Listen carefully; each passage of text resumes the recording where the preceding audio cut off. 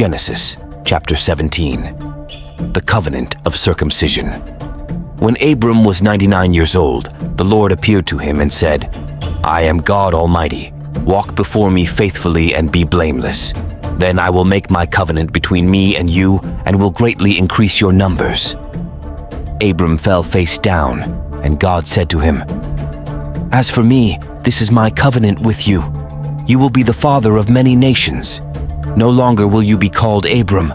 Your name will be Abraham, for I have made you a father of many nations. I will make you very fruitful. I will make nations of you, and kings will come from you. I will establish my covenant as an everlasting covenant between me and you and your descendants after you for the generations to come, to be your God and the God of your descendants after you.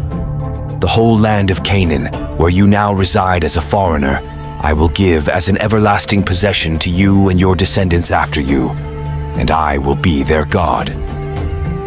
Then God said to Abraham, "As for you, you must keep my covenant, you and your descendants after you, for the generations to come.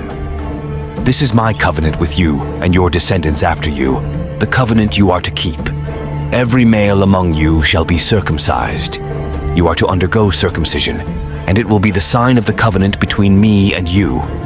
For the generations to come, every male among you who is 8 days old must be circumcised, including those born in your household or bought with money from a foreigner, those who are not your offspring.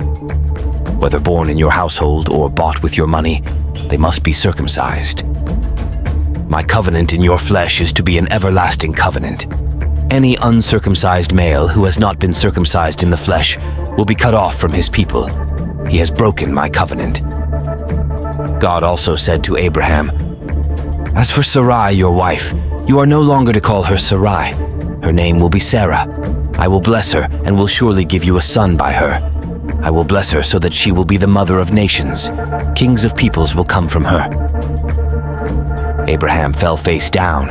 He laughed and said to himself, "Will a son be born to a man 100 years old? Will Sarah bear a child at the age of 90? And Abraham said to God, "If only Ishmael might live under your blessing." Then God said, "Yes, but your wife Sarah will bear you a son, and you will call him Isaac. I will establish my covenant with him as an everlasting covenant for his descendants after him. And as for Ishmael, I have heard you. I will surely bless him. I will make him fruitful and will greatly increase his numbers.